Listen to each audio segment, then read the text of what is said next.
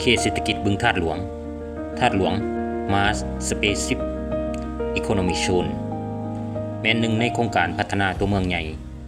และสำคัญที่สุดในนครหลวงเวียงจันทร์โดยแม่นการความทึ้นและพัฒนาโดยกลุ่มบริษัทจากประเทศจีนโครงการนี้ถือกำหนดให้เป็น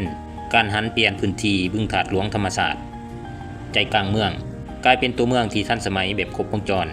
ที่มีพื้นฐานโครงล่างที่อยู่อาศัยศูนย์กลางการบริการเป้าหมายในอนาคตของนครหลวงเวียงจันทร์ได้วางเป้าหมายและทิศทางในการพัฒนาเขตเศรษฐกิจบึงธาตุหลวงในอนาคตให้กลายเป็นตัวเมืองสีเขียวที่มีความทันสมัยเป็นศูนย์กลางการบริการระดับสากลโดยมีขาดหมายหลักๆดังนี้ 1. เป็นศูนย์กลางเศรษฐกิจและการบริการที่มีความทันสมัยมุ่งมั่นสร้างให้เป็นศูนย์การค้าการเงินการธนาคารของการเสี่ยวซ่านและโรงแรมระดับ5 ดาวเพื่อดึงดูดการลงทุนของต่างประเทศรองรับการเติบโตทางด้านเศรษฐกิจ 2. เป็นตัวเมืองอัจฉริยะและสีเขียว Smart and Green City ซึ่งเป็นการพัฒนาที่ยืนยงโดยการสร้างพื้นที่สีเขียวสวนสาธารณะขนาดใหญ่และบึงน้ำขุดขนาดใหญ่ใจกลางโครงการเพื่อเป็นบ่อนกักเก็บน้ำป้องกันภัยน้ำท่วมและเป็นปอดของเมือง 3. เป็นศูนย์กลางทางด้านการท่องเที่ยวและวัฒนธรรมสร้างเป็นแหล่งท่องเที่ยวใหม่ใจกลางเมืองที่มีทั้งถนนคนยางศูนย์วัฒนธรรมบ่อนพักผ่อนหย่อนอารมณ์และกิจกรรมทางน้ำเพื่อดึงดูดนักท่องเที่ยวทั้งภายในและต่างประเทศ 4. เขตที่อยู่อาศัยระดับสูงพัฒนาอาคารสูงคอนโดมิเนียมวิลล่าและหมู่บ้านจัดสรรที่มีสิ่งอำนวยความสะดวกครบวงจรมีความปลอดภัยและความทันสมัยตามมาตรฐานสากลว่ารวมแล้วเป้าหมายของนครหลวงเวียงจันทร์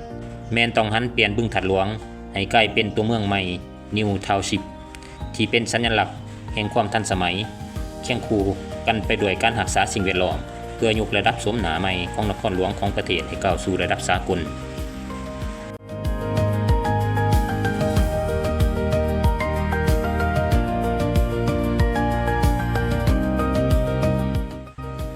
โครงการเศรษฐกิจเฉพาะบึงธาตุหลวงMass Specific Economic Zone ถือเป็นโครงการพัฒนาตัวเมืองใหญ่และสำคัญที่สุดในนครหลวงเวียงจันทร์โครงการนี้ได้สร้างและจะสร้างผลประโยชน์อย่างมหาศาลให้กับนครหลวงเวียงจันทร์ทั้งในปัจจุบันและอนาคตข้างหน้าในหลายๆด้าน 1. ด้านเศรษฐกิจและการลงทุนปัจจุบันเป็นแหล่งดึงดูดทุนจากต่างประเทศ FDI เข้ามาลาวอย่างหลวงหลายสร้างรายรับจากภาษีอากรและค่าธรรมเนียมต่างๆให้กับรัฐบาลคลังเงินของนครหลวงเวียงจันทร์นอกจากนี้ยังกระตุ้นให้เกิดการหมุนเวียนของเงินในระดับเศรษฐกิจท้องถิ่นและการก่อสร้างการบริการอนาคตกลายเป็นศูนย์กลางทางด้านการเงินการค้าการบริการระดับสากล CBD Central Business District เมืองใหม่แห่งใหม่เมื่อโครงการสำเร็จสมบูรณ์จะมีตึกอาคารสำนักงานโรงแรม5 ดาวและศูนย์การค้าขนาดใหญ่ซึ่งจะเฮ็ดให้เวียงจันทร์กลายเป็นเมืองที่ทันสมัยและกลายเป็นจุดยุทธศาสตร์ทางด้านเศรษฐกิจในภาคพื้น 2. ด้านการท่องเที่ยวและวัฒนธรรมปัจจุบันบึงธาตุหลวงได้กลายเป็นจุดแลนด์มาร์คแห่งใหม่ที่มีทะเลสาบจำลองขนาดใหญ่สวนสาธารณะและพื้นที่สีเขียวที่ดึงดูดนักท่องเที่ยวทั้งภายในและต่างประเทศให้เข้ามาเที่ยวชมถ่ายรูปและเฮ็ดกิจกรรมต่างๆอนาคตต่อหน้าด้วยการออกแบบที่มีการผสมผสานระหว่างความทันสมัยและเอกลักษณ์วัฒนธรรมลาวโดยเฉพาะการอยู่ใกล้กับพระธาตุหลวงเวียงจันทร์เขตนี้จะกลายเป็นศูนย์การค้าทางด้านการท่องเที่ยวตัวเมืองUrban Tourist ที่ครบวงจรสามารถรองรับการจัดงานบุญประเพณีงานวางแสดงระดับชาติและระดับสากลได้อย่างสบาย 3. ด้านการสร้างเวียกเฮ็ดงานทำและยกระดับชีวิตการเป็นอยู่ของประชาชนปัจจุบันสร้างเวียกเฮ็ดงานทำให้กับให้งานเล่าในแขนงการก่อสร้างการบริการและการรักษาความปลอดภัยการบริบัติรักษาสถานที่หลายพันตำแหน่งอนาคตเมื่อธุรกิจบริษัทข้ามชาติและห้างค้าต่างๆเปิดให้บริการเต็มรูปแบบจะเกิดการจ้างงานในตำแหน่งต่างๆที่มีรายได้สูงและมั่นคงเช่นการเงินการบริหาร IT การบริการชั้นสูงซึ่งช่วยยกระดับฝีมือแห่งงานของคนลาวให้ก้าวสู่ระดับสากล 4. โครงสร้างพื้นฐานและพัฒนาตัวเมืองปัจจุบันโครงการได้ช่วยตัดเส้นทางใหม่และขยายเส้นทางอ้อมข้างเฮ็ดให้การสัญจรวางใจกลางเมืองไปหาเขตซ่านเมืองมีความสะดวกขึ้นลดพรความแออัดของการจราจรในบางเส้นอนาคตเวียงจันทน์มีการวางผังเมืองที่เป็นระบบและทันสมัย Smart City ภายในเขตบึงถัดหลวงมีระบบสาธารณูปโภคที่ได้รับมาตรฐานเช่นระบบบำบัดน้ำเสียระบบไฟฟ้าใต้ดินและการคุ้มครองขี้เหงื่อที่สามารถเป็นต้นแบบให้กับการพัฒนาเขตอื่นๆในนครหลวงเวียงจันทน์ 5. สิ่งแวดล้อมและพื้นที่พักผ่อนหย่อนใจปัจจุบันจากพื้นที่บึงถัดหลวงที่เป็นธรรมชาติสุดโทรมและมีปัญหาน้ำขังได้ถูกปรับเปลี่ยนทัศนียภาพให้สะอาดงามตาและมีระบบระบายน้ำที่ดีขึ้นอนาคตสวนสาธารณะและทะเลสาบขนาดใหญ่ในโครงการจะเฮ็ดหน้าที่เป็นปอดแห่งใหม่ของนครหลวงเวียงจันทน์ที่ช่วยปรับความสมดุลของอากาศเป็นบ่อนออกกำลังกายและเป็นพื้นที่พักผ่อนหย่อนใจที่สำคัญของชาวเมือง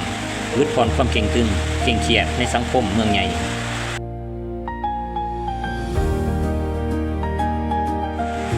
ปัจจุบันโครงการบึงถัดหลวง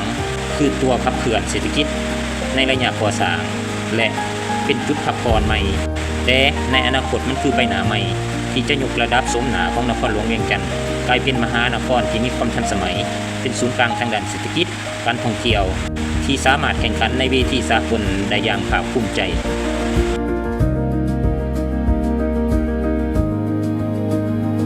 สำหรับโครงการก่อสร้างขนาดใหญ่ที่ท่านเห็นกำลังมีการเคลื่อนไหวอย่างคึกคักอยู่เขตบึงถัดหลวงในปัจจุบันแม้นโครงการภาคขยายและเป็นการยกระดับการพัฒนาครั้งใหญ่ของเขตเศรษฐกิจบึงถัดหลวงหลังจากที่โครงการได้มีการหยุดชะงักหรือหยุดเคลื่อนไหวช้าลงในระยะผ่านมาโดยเฉพาะในช่วงการระบาดของพยาธิโควิดและปัญหาเศรษฐกิจปัจจุบันแม้นได้มีการร่วมทุนกับกลุ่มทุนใหม่และมีการปรับผังพัฒนาให้มีความทันสมัยและใหญ่กว่าเก่า 3 จุดสำคัญในการขยายโครงการในปัจจุบันการร่วมทุนการเปลี่ยนผ่านสู่ Smart City มีการดึงดูดเอาบริษัทพัฒนาอสังหาริมทรัพย์ระดับสากลเข้ามามีส่วนร่วมเพื่อหันเปลี่ยนเขตบึงถัดหลวงให้กลายเป็นเมืองอัจฉริยะหรือ Smart City ที่สมบูรณ์แบบซึ่งจะเน้นใส่เทคโนโลยีความมั่นคงและพื้นที่สีเขียวการก่อสร้างตึกสูงและหานสรรพสินค้าขนาดใหญ่ที่ท่านกำลังเห็นความก่อสร้างอย่างโดดเด่นในตอนนี้คือการเริ่มลงมือสร้างกลุ่มตึกสูงๆซึ่งจะประกอบมีคอนโดมิเนียมหรูหราอาคารของการให้เช่าโรงแรม5 ดาวและห้างสรรพสินค้าที่มีความทันสมัยเพื่อรองรับนักลงทุนและนักท่องเที่ยวที่จะเดินทางเข้ามาในอนาคตการพัฒนาพื้นฐานโครงสร้างและสวนสาธารณะนอกจากตึกอาคารแล้วยังมีการขยายเส้นทางเชื่อมต่ออ้อมหอบบึงถัดหลวงการปรับปรุงระบบบำบัดน้ำเสียการสร้างพื้นที่แฮลิงที่เป็นสวนสาธารณะขนาดใหญ่อ้อมหอบน้องน้ำเพื่อให้เป็นปอดใหม่ของนครหลวงเวียงจันทน์การก่อสร้างที่เห็นในปัจจุบันบ่แม่นการก่อสร้างแบบเก่าแต่แม่นเฟสใหม่หรือ New Phase ที่มีการอัดฉีดขึ้นและเปลี่ยนรูปแบบการพัฒนาให้กลายเป็นศูนย์กลางธุรกิจและที่อยู่อาศัยที่มีความทันสมัยสุดแห่งหนึ่งในนครหลวงเวียงจันทน์